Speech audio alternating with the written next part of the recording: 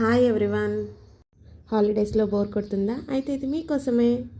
ఇది మన first game ఏంటంటే ఇక్కడ చూపించినట్టుగా ఫస్ట్ రూట్ తీసుకోవాలి. లైన్లో నుంచి ఒక ప్లేయర్ వెళ్తారు, ఇంకో లైన్లో నుంచి ఇంకొక ప్లేయర్ వెళ్తారనమాట. ఫస్ట్ ప్లేయర్ డైస్ వేస్తాడు. ఎన్ని పాయింట్స్ వస్తే అన్ని సర్కిల్స్ ఫిల్ చేసుకోవాలి. ఇక్కడ వీడియోలో చూపిస్తున్నట్టుగా ఇట్లాగా ఫిల్ చేసుకోవాలి. ఒక ప్లేయర్ ఒక కలర్, ఇంకొక ప్లేయర్ ఇంకో కలర్ తీసుకుంటే డిఫరెన్స్ తెలుస్తుంది ఈజీగా. ఇప్పుడు నెక్స్ట్ ప్లేయర్ వేసాడు, 3 పాయింట్స్ వచ్చింది. నెక్స్ట్ ప్లేయర్ బ్లూ కలర్ తీసుకున్నారు, ఆ బ్లూ కలర్తో ఫిల్ చేస్తే డిఫరెన్స్ తెలుస్తుంది బాగా. సేమ్ ఇలానే గేమ్ అంతా డైస్ వేస్తూ ఫస్ట్ ప్లేయర్, దాని తర్వాత సెకండ్ ప్లేయర్ ఇట్లాగా వేస్తూ ఆ సర్కిల్స్ అన్నీ ఫిల్ చేసుకుంటా రూట్ మొత్తం ఫినిష్ చేస్తూ రావాలి. ఈ రూట్ని ఎవరు ఫస్ట్ ఫినిష్ చేస్తే వాళ్ళే ఈ గేమ్ విన్ అయినట్టు.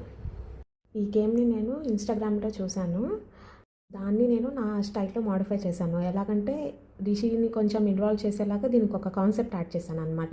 ఇక్కడ మై స్వీట్ హోమ్ అని కనిపిస్తుంది కదండి, అక్కడ నేను రిషితో చెప్పాను అనమాట, నాన్న ఇంట్లో ఉన్నారు, నువ్వు నేను ఈ గేమ్ ఆడుతున్నాము, ఇప్పుడు ఎవరు ఫస్ట్ నాన్న దగ్గరికి వెళ్తారో వాళ్ళు విన్ అయినట్టు అని చెప్పాను అనమాట.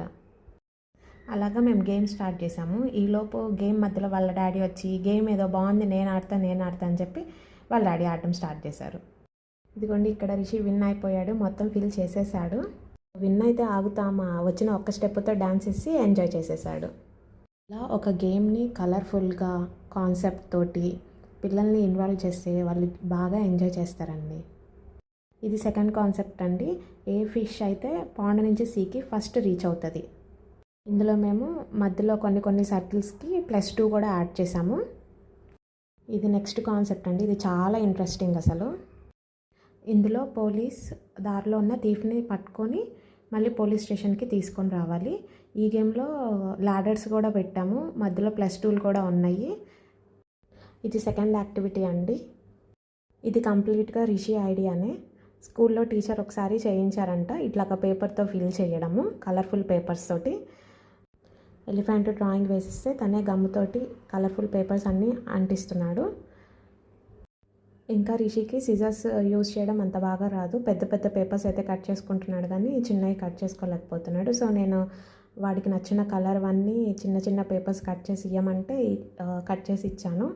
ఇంక ఇట్లా గమ్ము రాసేసుకొని పేపర్స్ అన్నీ వేసేసుకుంటున్నాడు. ఈ యాక్టివిటీకి తను ఆల్మోస్ట్ ఒక ½ అన్ అవర్ టైం స్పెండ్ చేశాడు.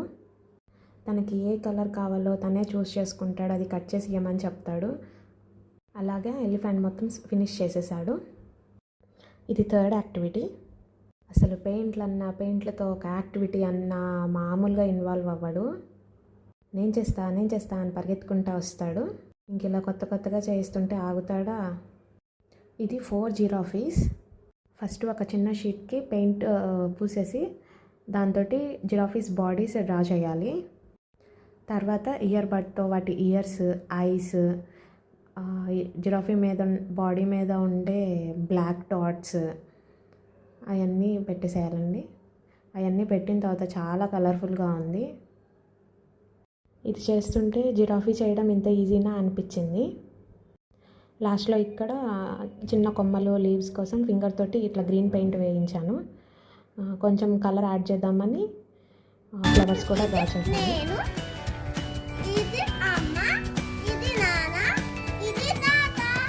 ఇది ఫినిష్ చేయగానే రిషి ఇది మన ఫ్యామిలీ అమ్మ అని చెప్పాడు. ఇది 4th యాక్టివిటీ. ఈ యాక్టివిటీస్ అన్నీ రిషి సమ్మర్ హాలిడేస్లో చేశాడు. సో హాలిడేస్లో మదర్స్ డే వచ్చింది, ఆ రోజు ఈ యాక్టివిటీ చేశాడు. గ్రీటింగ్ కార్డ్ మీద హ్యాపీ మదర్స్ డే అని నేను రాసిస్తే ఇయర్ బడ్ తోటి తనకు నచ్చిన కలర్తో ఇట్లాగా ఫిల్ చేసేసాడండి.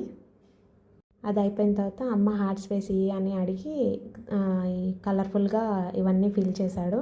మదర్స్ డే ఇలా జరిగింది. అందరి మదర్స్కి ప్రతిరోజు హ్యాపీ మదర్స్ డే.